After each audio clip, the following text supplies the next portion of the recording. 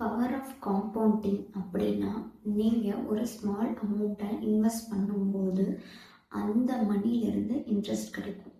அந்த மணி plus interest சேர்ந்து ஒரு இன்ட்ரெஸ்ட் கிடைக்கும். ஸோ இப்படி உங்களுடைய மணி க்ரோ ஆகிட்டே போகும். இந்த மாதிரி க்ரோ ஆகிறதுக்கு நீங்கள் ஒரு பர்டிகுலர் பீரியட் ஆஃப் டைம் கொடுத்தா மட்டும்தான் பவர் ஆஃப் காம்பவுண்டிங் உங்களுக்கு நல்லாவே ஒர்க் ஆகும். இதனால தான் ஏர்லி இன்வெஸ்ட்மெண்ட்டுக்கு டைம் ரொம்பவே இம்பார்ட்டண்ட்டான ஒரு விஷயம். ஈவன் நீங்கள் ஒரு ஸ்மால் அமௌண்ட்டில் கூட இன்வெஸ்ட்மெண்ட் ஸ்டார்ட் பண்ணலாம். நம்மளுக்கு தேவை கன்சிஸ்டன்சி மட்டுமே. இந்த வீடியோவில் ஏர்லி இன்வெஸ்ட்மெண்ட் உங்களுடைய ஃப்யூச்சரை எப்படி சேஞ்ச் பண்ணும் அப்படிங்கிறத நான் எக்ஸ்பிளைன் பண்ண போகிறேன். இன்வெஸ்ட்மெண்ட் ஸ்டார்ட் பண்ணுறதுக்கு நம்மளுக்கு பிக் அமௌண்ட் எதுவுமே தேவையில்லை. ஈவன் நம்ம ஒரு 500 ஆர் 1000 ருபீஸில் கூட ஸ்டார்ட் பண்ணலாம். ஆனால் இயர் ஆன் இயர் நம்ம 10% இன்க்ரீஸ் பண்ணும்போது மட்டுமே நம்மளுக்கு ஒரு நல்ல ரிசல்ட் கிடைக்கும். கன்சிஸ்டன்சி மட்டுமே ரொம்ப important. Point number 2, reduces risk.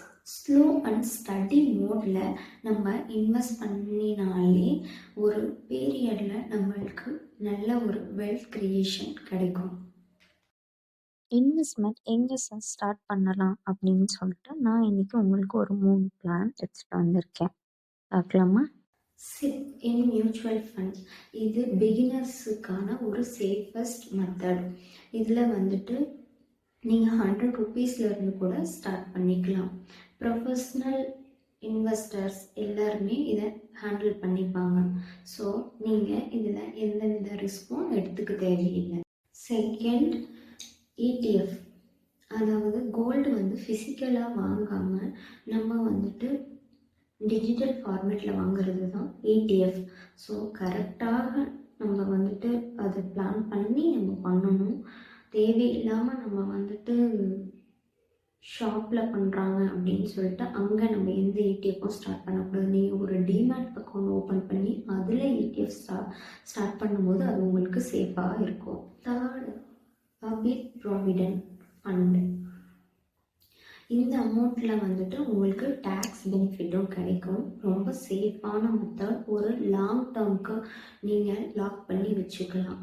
இது கவர்மெண்ட் பேக்டு ஒர்க் இருக்குங்கிறதுனால நீங்கள் சேஃபாகவும் இருக்கலாம். இந்த பிளான் சூஸ் பண்ணலாம்.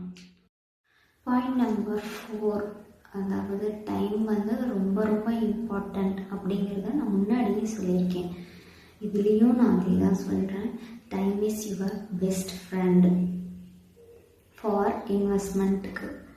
ஈவன் நீங்கள் ஒரு 25 இயர்ஸில் 1000 ருபீஸ் ஸ்டார்ட் பண்ணீங்க அப்படின்னா 60 இயர்ஸில் நீங்கள் அது ஒரு 23 lakhsக்கு கிடைக்கும். ஆனால் நீங்கள் ஒரு 35 இயர்ஸில் ஸ்டார்ட் பண்ணிங்கன்னா 9 lakhs தான் கிடைக்கும். இதுதான் மேஜர் டிஃப்ரென்ஸ் உங்களுக்கு. இதுதான் காம்பவுண்டிங், பவர் ஆஃப் காம்பவுண்டிங் எப்படி ஒர்க் ஆகுதுன்னு உங்களுக்கு நல்லாவே தெரியும். இது மாதிரி சின்ன சின்ன விஷயங்கள் நீங்கள் ஸ்டடி பண்ணி ப்ராப்பராக இன்வெஸ்ட் பண்ணணும். நம்ம ஏர்ன் பண்ணுற விஷயம், நம்ம ஏர்ன் பண்ணுறது நமக்கு மட்டும்தான் தெரியும். எவ்வளோ ஒரு சேஃபான பிளேஸில் நம்ம இன்வெஸ்ட் பண்ணணும் அப்படின்னு சொல்லிட்டு. மணி எப்போவுமே நம்ம இமோஷ்னல் கூட அட்டாச்சாக இருக்கும்.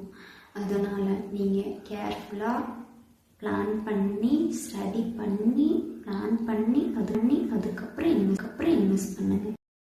டைவர்சிஃபிகேஷன் அப்படிங்கிறது ரொம்ப இம்பார்ட்டண்ட்டான விஷயம் இன்வெஸ்ட்மெண்ட்டில். அதாவது நம்ம ஒரே பிளானை சூஸ் பண்ணி அதிலேயே இன்வெஸ்ட் பண்ணிட்டு வராமல் அதை நம்ம இவ்வளோ பர்சன்டேஜ்னு சொல்லிட்டு பிரிச்சுக்கணும்.